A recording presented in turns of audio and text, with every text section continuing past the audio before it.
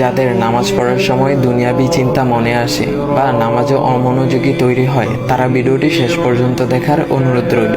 হযরত আলী রাদিয়াল্লাহু তাআলা আনহুর কাছে একজন ব্যক্তি এসেছে। তখন লোকটা বলল, হুজুর, আমার নামাজে মন বসে না। নামাজে দাঁড়ালে আমার দুনিয়াবি নানা চিন্তা আসে। হুজুর, আমার এই নামাজ কি আল্লাহ তাআলা কবুল করবেন? তখন হযরত আলী রাদিয়াল্লাহু তাআলা আনহা বলেছেন, না, তোমার নামাজ কবুল হবে না।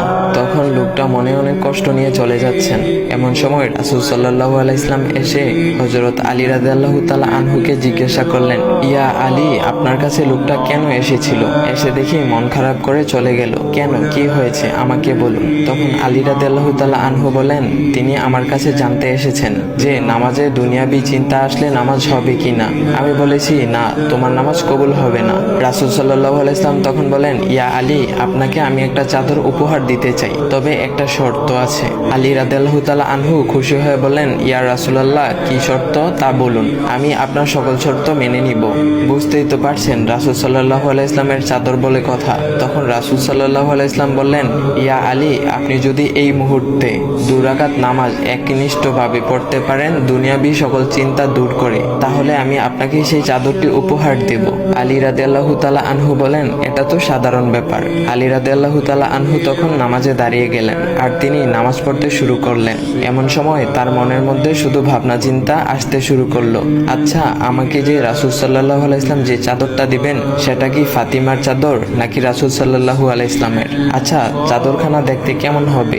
এই বিভিন্ন বিষয় নিয়ে ভাবতে লাগলেন। তিনি ভুলেই গেছেন যে দুনিয়াবি চিন্তা নামাজে আনতে রাসূল সাল্লাল্লাহু আলাইহি ওয়াসাল্লাম নিষেধ করেছেন। এর মধ্যে আলী রাদিয়াল্লাহু তাআলা আনহুর নামাজ পড়া শেষ। আলী রাদিয়াল্লাহু তাআলা নামাজ শেষ করে রাসূল সাল্লাল্লাহু আলাইহি ওয়াসাল্লামকে বলতেছেন, ইয়া রাসূলুল্লাহ, আমি আপনার শর্ত মেনেছি, এখন আমাকে চাদরখানা উপহার দেন।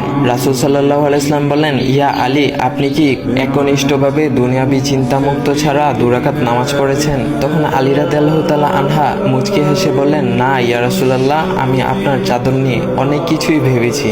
তখন রাসূল সাল্লাল্লাহু আলাইহি ওয়াসাল্লাম বলেন, ইয়া আলী, নামাজ তোমারও হয়েছে, আর তুমি যাকে নামাজ হবে না বলে ফতোয়া দিয়েছো, তার নামাজও আল্লাহ তাআলা কবুল করে নিয়েছেন।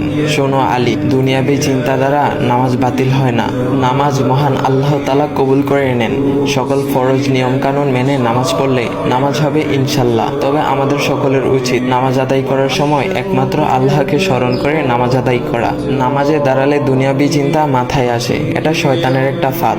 আল্লাহ তাআলা আমাদের সকলকে শয়তানের কুমন্ত্রণা থেকে হেফাজত রাখুক এবং সঠিকভাবে মনোযোগের সাথে নামাজ আদায় করার মতো তৌফিক দান করুক। সবাই বলি আমিন। চাইলে ভিডিওটা আপনি অন্যদের কাছে শেয়ার করতে পারেন, এতে অন্যদের ভুল ভ্রান্তিগুলো দূর হবে।